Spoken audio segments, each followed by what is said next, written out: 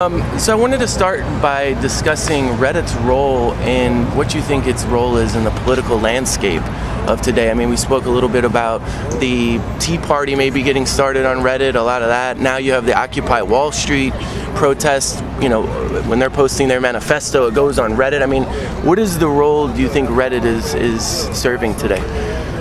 Reddit has always been this tremendous engine for community creation as well as activation, and so we saw this back when Ron Paul was first running in '08, and we saw the buzz that was generated around that online, and I think a lot of what was back then, I guess, the libertarian movement, which has now turned into this Tea Party movement, definitely originated from folks spreading links and raising awareness on Reddit. Today with Occupy Wall Street, I think it's the same kind of story where there's this critical mass of users. Reddit last month had 25 million people visit the site.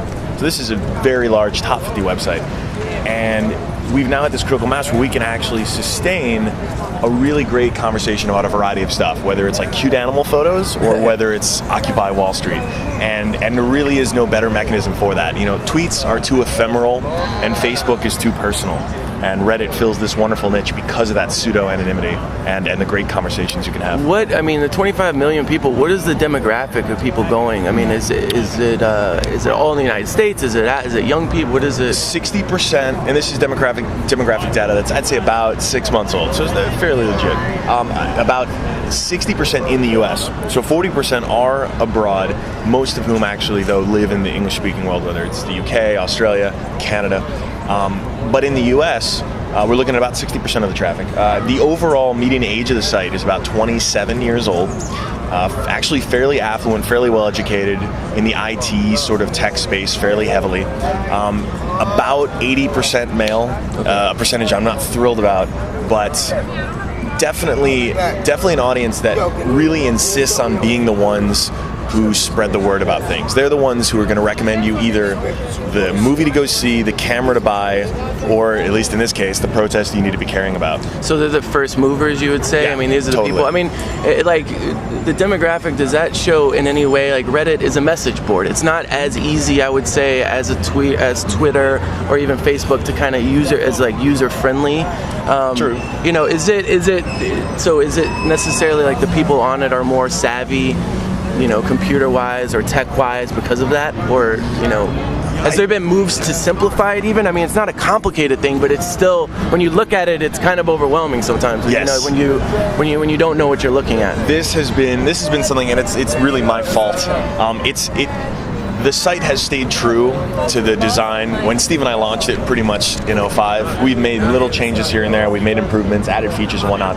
But there is a great deal we could do to improve the new user experience. A new user who comes to Reddit doesn't easily grok the fact that there are communities dedicated to a wide variety of stuff. Yeah. Like I said, everything from cute animal photos to like real-time protests. And making that more accessible, making that easier to follow is a huge, now that I'm on the Reddit board, that is one of the things I'm most excited about doing for Reddit. Because if we've got 25 million early adopter types, by simplifying and really heightening the best parts of Reddit, I can only see that growing even more. The rating system and how you can basically rate up, for those who don't know, you can rate up comments and it basically, there's a conversation within the conversation kind of on the site. I mean, do you find that it's a better source of material or maybe political statements? Like things seem to be worked through and debated and fact-checked and stuff like that. Like, you can't really find that, let's say, if you go to Gawker or something where people are commenting, and there's all sorts of, there's a wide range of comments across the political spectrum, but it seems that Reddit, the rating system moves stuff up and down, and it seems to add validity to those statements that need to be validated. Agreed. I think there's a science Reddit, science.reddit.com, which is one of the best examples of this, where you'll see a headline and it's published by CNN or BBC, and it's something about, usually it's something to the effect of scientists cure cancer, or something of the sort. And the first thing I do when I see that headline, like most Redditors, is go right to the comments to see Redditors actually debunk it, take out the hyperbole, and actually explain what kind of scientific progress this is. It's still good news, no doubt, but they do a really good job with their skepticism at sort of stripping away the nonsense. And with politics, Reddit is not a perfect mechanism for debate, but it's the best we've got. I actually think that way about democracy. It's not the best political system. It's not perfect, but it's the best one we've got, and so we've just got to hack it. Do you think that the anonymousness of people is helping or hurting the debate when it comes to politics? I mean, it's. I think in a perfect scenario, you would have a site where you could take any kind of debatable topic. There's a fabulous podcast called Intelligence Squared that sort of does this. So, for instance, there's a debate topic like, should the United States use racial profiling at airports? And there were 3 experts who took the for side and 3 experts who took the against side. And they both, in theory, were presenting the very best arguments for and against that topic. I feel like the perfect debate website would look something like that, where you could actually crowdsource the very best arguments for and against a motion, and have those be the first things you see when you bubble up, and let someone make an objective decision based on all those facts. Reddit, I cannot honestly say that Reddit does a good job giving that, because the platform doesn't work like that, giving the best of both sides to a particular argument. But when it comes to refining something, I mean, I've done appearances on Bloomberg TV, on Al Jazeera TV, where in some instances I'll actually go to a particular community on Reddit and say, listen, I'm going to be, for instance, I'm going to be on TV talking about this hacking that's been going on, I'm putting that in air quotes, this hacking that's been going on with all these banks, where basically because of piss poor security, a couple of programmers have been able to expose a lot of really just terrible security. And all of a sudden the headlines start showing like, oh my God, hackers on the loose, digital warfare, what are we going to do? When in fact, you need to find a way, because it is TV and everyone's got such short attention spans, to give that message in a few simple sentences that any person can understand. And I went to the Reddit community and they actually provided the perfect metaphor for describing how basically this quote-unquote hack was an instance of someone essentially going up to a bank teller and saying, my account number is 1234567. And if it didn't check out, they said, okay, my number is 1234567, and continued so forth until they went through every possible number. Now, any person can sort of see that and say, wow, that sounds like really pathetic security, not it's a super hacker I need to run and hide. So yeah, no, the power of that community combined with a really effective way to sort stuff means great content. I mean, do you think that we, just staying on hacking for a second, should be scared of groups like Anonymous? I mean, you know, they're claiming they're going to take down the stock exchange in a few days or whatever. I mean, it's like, when they do these big jobs, like you said, is it a function of their amazing skill, or is it really just a backdoor or something that they've found a hole in the armor, so to speak? I mean, okay. Are they like, you know, these anarchists that are able to take over the world, or should we be scared of these people? Or we should not. It's less that we should be scared about Anonymous and more that we should be demanding better security from the people protecting information that's important. Because frankly, whether it's banks, credit cards, like a lot of what's been exposed has just been examples of just really shoddy security. It's like you build the best safe in the world, but you leave the key in it. That sort of thing. And so, you know, no security is perfect. And in fact, usually, I've only attended 2 DEF CONs, but it's a fabulous conference in Vegas of basically hackers. And usually, the scenario that keeps coming up again and again is not software that's the problem, it's human beings that are the problem. It's always going to be, that weakest point is usually going to be some human being who picks up a USB drive in the parking lot and puts it in their computer, or who you can sort of social hack on a telephone. Like, we'll never be totally safe. We have to be comfortable knowing that. We can't run around in fear every day. But it really puts the onus on these companies that are, in theory, doing the protecting. Back to the Occupy Wall Street, you said you haven't been there yet, you're heading there today. I mean, what do you feel? I mean, the major complaints that have come out is basically that it's unorganized, there's no central message. You know, the mainstream media is writing it off as people that are dirty, and they like to use the word hippies, which is absolutely ridiculous. They like to, you know, say that they don't know what the system is, they're not up on the hard facts of what's actually going on with banking and government, etc. They should be protesting in DC. All of these critiques. I mean, what is your feeling of what's happened so far? So going back to Reddit comments, one of the best comments I've seen in the run-up to this was a Redditor, and it was very highly voted, sort of imploring everyone to dress in like job interview clothes. because there really is, it's a lot easier for the media and for people just passively consuming it to write off a bunch of kids who look like protesters than it is to write off people getting pushed or harassed or maced by cops who look like they're going for a job interview. And it's a shame that you have to resort to this. It shouldn't even matter what the hell you look like. But while we're still stuck with these constraints, that's a battle for another day. It is very frustrating to hear those accounts because they'll inevitably be able to find someone to interview, cherry pick the interview, so they aren't talking to the lucid, smart protester. They're talking to the one stoner who's there, who fills their stereotype and fills their airwaves. It's frustrating, but what's exciting is fewer and fewer people are relying on these outlets for content. And it's weird. I get to be a kind of pundit on a lot of mainstream news networks, and whether it's talking about things in technology or whether it's talking about global events, people are pretty surprised. And one of the questions I always get is, so what newspapers do you read? Where do you get your steady source of information? And I always tell them it's Reddit and pretty much sort of at large the internet. That is the vehicle for how I consume information, and I think how more and more, especially in our generation, are doing it.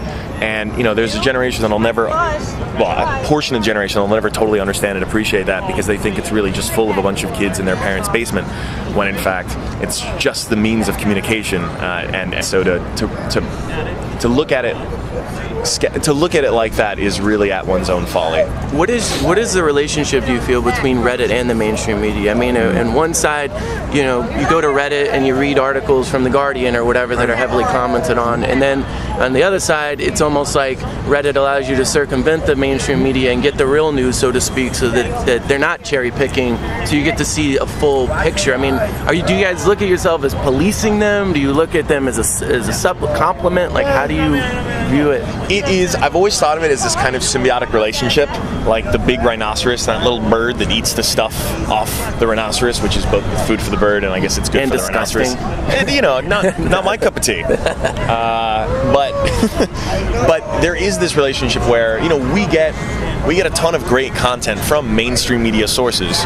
And we send them fuck tons of traffic, which is part of the reason why they've embraced Reddit. Like, you can find Reddit buttons on The Economist because we sent them lots of traffic, and so they decided many years ago that they needed to represent our And when brand it gets there. on Reddit, it blows up. I mean, like, when things get on the front page of Reddit, it goes from 5 views to 500,000 views. Yes, and that's what's exciting is, so right there, that thing that just went from 5 to 500,000 views didn't have to have appeared on the front page of CNN or on BBC.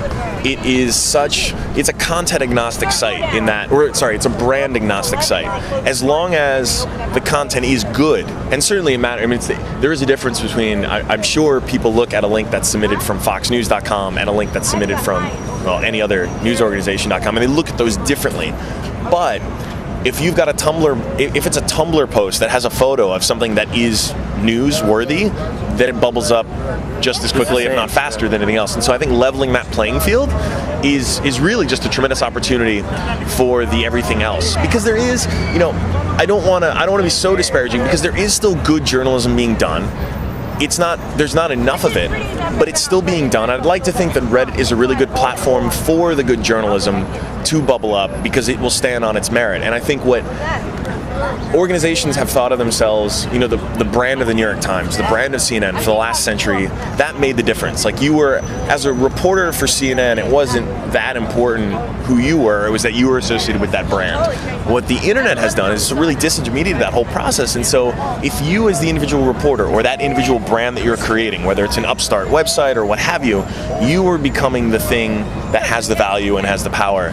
And that is obviously a little uncomfortable for the established brands that always understood, like, of course people will read us because our brand is this valuable. On the internet, the enemy is the back button. People are a click away from jumping back to their Facebook page or jumping back to Reddit or wherever else they were. And so it's not like you've already gotten their 50 cents or however much a newspaper costs and they've got it in front of them. You've got to compete a lot harder for attention. How do you see, because the major problem with all the news coming from these non-traditional sources is non-traditional sources like New York Times have the money to spend on the investigative journalists. Yes. Yep. To spend 6 months on a story to dig up the dirt or whatever it is. I mean, how do you see that moving forward, that functioning in the internet world where anyone can get the megaphone, for instance, if they're up on Reddit, but it's about taking that time and having the time to really do the good journalism. And and it's sad. I mean, the New York Times... Is it going to be like a Kickstarter thing where journalists are basically going to have to go and raise money? So I've seen, there's one called Spot.us, I think. There are a couple of projects like this that have basically said, you're a journalist, you want to write a story about X, pitch the story here, we'll crowdfund it. Unfortunately, as news organizations are shuttering their international bureaus, I mean, the reason Al Jazeera had the monopoly on the entire Arab Spring was because not many other networks had cameramen in town. They didn't have anyone there. Or they're in Guantanamo Bay. They got scooped up and thrown in a black on another assignment. Yeah, there you go. Habeas corpus is so overrated. And so as they've been shuttering international bureaus, we're losing all kinds of access and insight into very important parts of the world. And we're in a shitty limbo period right now, basically, where there is not a lot of money to fund that kind of investigative journalism. I do believe, though, that this will be figured out somehow, because I really do believe that if content is valuable, you can find a way to monetize it and to sustain it. And I don't think everyone would agree that good investigative journalism is valuable. It provides a service, whether it's on the national level, whether it's like things like Watergate, or whether it's on a local level, whether it's investigating the mayor out in who knows where. Ticket scandal in the Bronx with the police riding away to, all precisely. That stuff, And there isn't right now. It's just a shitty situation, basically, because all of the established institutions that have been doing that journalism have business models that are no longer viable because they hire or because they employ a lot of people and a lot of processes that just aren't. They don't convert into this digital age. It doesn't, whether it's just as simple as actually just printing ink on paper. Unfortunately, it's not a model of the future, and it's frustrating to me, especially because I feel like the two most important things in a well-functioning democracy are education and journalism. If you can hit those two right, you've got a pretty good chance for democracy working out. And it goes without saying, education system here is a clusterfuck. But I like seeing things like Khan Academy. I like seeing things like Donors Choose that are finding ways to circumvent broken systems and actually make education start to be a little bit more viable in terms of for the people who are hungry for it, to give them some kind of access, some kind of tools to just get shit done. Journalism, however, is not. It's just not. I wish I could be more optimistic about it, but there is. If you are doing that kind of investigative journalism, unless you're employed by someone who can guarantee your paycheck, and it's not like journalists are not going into this industry to become the 1%, right? Journalists are clearly not driven by this greed, so it seems like we can close this loop somehow. Unless you're Tom Friedman or something, Well, his mustache alone must get a six-figure income. Speaking of income, how does Reddit make its money? I mean, I see a couple ads on there, but it doesn't seem that it's overwhelming, driven by ad revenue. I mean, we fought so hard. Steve and I always wanted. Actually, the site was ad-free for the first 6 months or so. We always wanted to preserve the user experience over advertising, because we thought the moment that we compromised that was the moment we were compromising the whole concept of the site. Because if we were, Reddit to this day, I believe, has 10 full-time folks, and just 25 million visitors last month. Those numbers are obscene on the internet, and the reason that ratio is so great of actual employees to traffic is because users are doing all of the real work on Reddit. They're providing all the value, and I think where Reddit has triumphed and all of its competitors have failed is because we never lost sight of that. So part of that is demonstrated in the fact that we don't screen rape you with ads. Yeah. We've rejected a myriad of ads based simply on the principle that we would not want to see it as users ourselves. So we've had to get creative, and so the primary way Reddit makes money now is actually through sponsored headlines, which look just like pretty much Reddit links, except they say sponsored link, and you just go up with a credit card and you can buy ads for just about anything. And we've had a bunch of really successful small to medium-sized businesses who really get Reddit. These are where Redditors are the decision makers in the company, who are buying tons of ad space and making tons of money from it. It's actually one of those curses niches where it's so good for them, they don't want to tell people about it. So we can't really get testimonials from them because they lose their competitive advantage as soon as more people are buying ads. Well, it's also so specialized. I mean, if you can buy ads on a certain feed that has to do, I mean, you know exactly what people are. You can hit the exact your target community. market. Yeah. Right. How does it compare Reddit? Like, I mean, you know, Dig, for instance, one of the competitors, like, eventually started. There are ways where if you paid the money, your articles or whatever went to the top. I mean, obviously that's an integrity issue. Yes. That you're winning, you're losing. I mean, like, So Steve and I left our full-time positions at Reddit last year. I'm now on the board of this new Reddit Inc., and I haven't been able to divorce myself emotionally from the site. But after we left, about 4 months after, the site just took off in traffic, just exploded. It had always been growing, but it really exploded, in part because Dig launched this suicidal version 4, which basically stripped out what was left of user submission, user power, and replaced it with basically publisher power. And it was this dramatic harakiri, basically, where they just said, you know what, we started on this same principle as Reddit of giving power to readers, not editors, and then took away the last vestiges of that and basically said no more user submission. Publishers will just dump in an RSS feed and we'll expect users to vote on that and filter. Anyways, a big clusterfuck, total failure.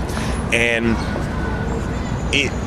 I think it was so heartening, though, for Steve and me to see that the result was just Reddit taking off, in part because we had stuck to this principle from the beginning and only continue to give our users more power and more control, and it turned out to have worked. What do you see moving forward on Reddit? I mean, first describe the relationship more with the mainstream media. And are there any detractors? Are there any people that don't like Reddit? I mean, it seems like a very wide open, for the people democracy you mentioned. I mean, are there people that don't want to see it succeed, and who are these people, if so? Well, I don't think there's I'd love to think Reddit were important enough to have a conspiracy against it, but I don't think it is. But there was recently this really frustrating smear piece on CNN about Reddit, and Anderson Cooper and his guests, none of whom had actually been to the site before, which was a little disheartening because it was clear that none of them actually knew how it worked. And it was a little frustrating because you hear 3 pundits on a fairly influential cable news network talking about something they don't at all understand and lambasting it basically for being a platform for free speech. I like how you say CNN is fairly big. I mean, I don't know. I don't know their traffic in terms of page views. I feel like Nielsen is such a joke. I mean, I still haven't met a Nielsen family. I'd love to. Nielsen. And I know that Nielsen ratings... 2.5 kids. And, right? I mean, for Nielsen ratings, at least when it comes to the internet, they are a joke. The numbers that Nielsen puts out for a site like Reddit compared to our Google Analytics, which we publish regularly. I don't care. I'll show everyone our Google Analytics.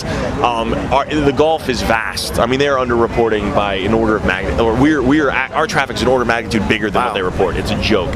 So there are a lot of flaws in that reporting system, but clearly it's an influential brand, CNN that is. But it was just frustrating because there are a lot of misconceptions about the internet as a whole, and I feel like Reddit represents a lot of the internet at its best. And so to see this piece about a bunch of confused journalists talking about something they didn't really understand, criticizing something that was, anyway.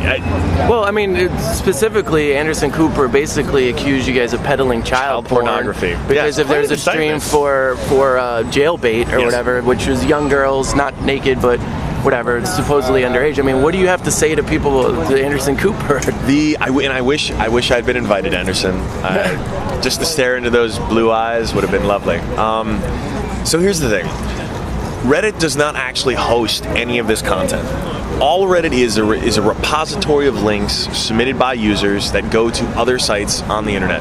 Now, I could make the exact same indictment of Twitter. There are Twitter accounts right now that are just links to the same garbage and the same nonsense and all kinds of vitriol and all kinds of things on the internet that exist because they are a part of human nature, unfortunately. And we got congressmen doing them. I mean, we got upstanding citizens of society doing these things. And unfortunately, there is no, just like Twitter can't police this stuff, there's no mechanism to really, we obviously uphold the law. As long as what's going on is legal, there is nothing we can do to effectively police it, because these things will always continue to exist on the internet, because they'll always continue to exist in humanity. And what would be a more interesting discussion, what would have been a so much more useful use of that minute and a half or 2 minutes, would have been to tell parents, all the mothers and fathers out there, that your kids need to know that anytime they take an image and put it in a digital format, whether it is an email to one person, whether it's in a tweet, whether it's on Facebook, whether it is an MMS, they should assume that it is now public content. They should assume it is everywhere. And that's the warning that parents need to do, need to be giving to their kids. And that's the useful thing I think CNN could have reported on, instead of making up a bunch of jibber jabber about Reddit. What do you, I mean, you know, people read that Reddit is backed by Condé Nast. At what point would you step in and edit something, or not allow it to go up, or is there a boundary there that has been crossed, and if so, what was it? And speak about the relationship with Condé Nast as well. All right, so up until about a month ago, Reddit was wholly owned by Condé Nast. We were acquired by them in 2006. About a month ago, Reddit was spun off as its own entity. Now it's Reddit Incorporated. So I'm on the board of that company, like I said, with a number of other Condé Nast executives. So as its own company now, Reddit, whoever will become the new CEO of Reddit will pretty much answer to the board, but run his or her own company. Before then, we would have instances where when it was clearly like illegal content that was being forced on the site. Like what's illegal content? So we had one of the big issues that we had on the site for I'd say about a week or two that had flared up, and actually our community manager, now general manager, wrote a really great open letter about it. Involved the process of submitting personal information and filling a form with all kinds of personal content about some random individual on the internet. Now, it's this mob mentality that on the one hand does a lot of good, because on that mob mentality also gets a bunch of people to rally behind something they really like and spread an idea faster than anything else. But that mob mentality also has the ability to do a bunch of just frankly uncool and illegal shit, which is rushing to judgment and exposing lots of private information about people who don't have it, where they have no recourse other than to come to us and say, please, you need to get this down. What really worked well, though, was, again, because this kind of thing does not scale, we actually sent a very strong message to the community saying that, you know, we obviously can't affect this as individuals, but as a community we can downvote this stuff when it comes up, and we can discourage it as a community and eventually filter it out. And it turns out that that was a really effective way to discourage this. And so there are plenty of assholes who deserve to be called out, but who don't get it. I love Union Square, by the way. We're, for those that aren't watching, we're doing an interview on a park bench right in Junkie Row in Union Square. It's great. So sorry, go ahead. Charming place. Yeah. Who won't get called out like that online, and won't have their content, their personal and their family's private info exposed like that, because the community actively polices it and downvotes it. So in most instances we find that if you actually treat users like adults, they'll behave like them, and they'll always be the random crazies, but they certainly do not represent and there's no like imaginary hand controlling the content of Reddit. It's all no. I wish we only have 10 employees. There are not enough real hands to control all that. You control 25 million unique users? No way. So coming up, you're going to be speaking at the Web 2.0 conference. Is there any preview that you can give to what you're going to be talking about? I was going back and forth. Are you out of your fucking mind? It's not right. That is actually what my talk was going to be about. It's great. See, this is people policing people. You know what I mean? Somebody goes and gets crazy. Some community somebody moderation. else says go do it somewhere else. Not true. So aside from that, we can walk if you want. That's all you do.